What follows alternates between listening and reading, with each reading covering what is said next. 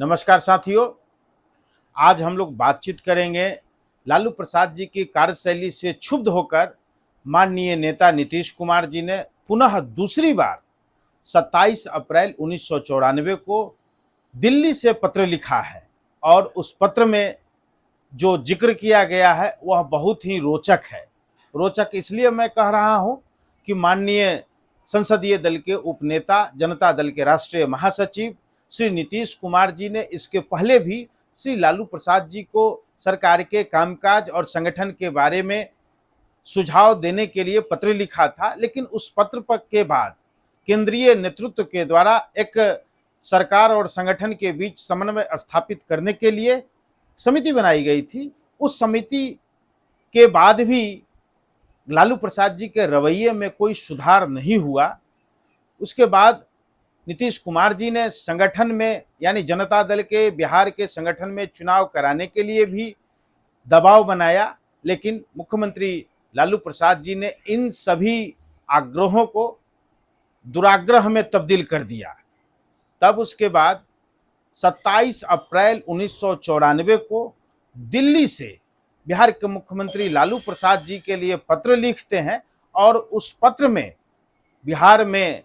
भ्रष्टाचार और जातिवाद के सवाल को खड़ा करते हुए पत्र लिखकर इन सभी चीज़ों से लालू प्रसाद जी को अवगत कराने के लिए उन्होंने पत्र लिखा और इस पत्र को किसी संवाददाता के माध्यम से यह पत्र अखबारों में छप गई और अखबार अपने संवाददाता के सूत्र के हवाले से 30 अप्रैल 1994 को पटना के हिंदुस्तान अखबार में जनता दल के अंदरूनी लड़ाई अब सतह पर आने की बात, विस्फोटक स्थिति में आने की बात कह करके छापी गई। उसमें जो बातें कही गई उसको मैं थोड़ा सा बताना चाहता हूं। जो संवाददाता सूत्रों के हवाले से लिखा कि वर्तमान बिहार की सरकार में गैर यादव पिछड़ा जाति जनता दल से नाराज है और बिहार सरकार की कार्यशैली से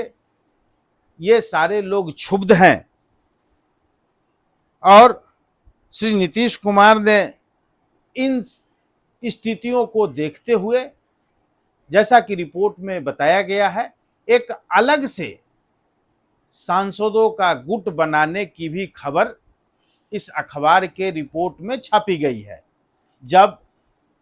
यह रिपोर्ट छपने के बाद पटना में संवाददाताओं ने तत्कालीन मुख्यमंत्री लालू प्रसाद जी से जब सवाल पूछा 6 मई 1994 को, तो लालू प्रसाद जी ने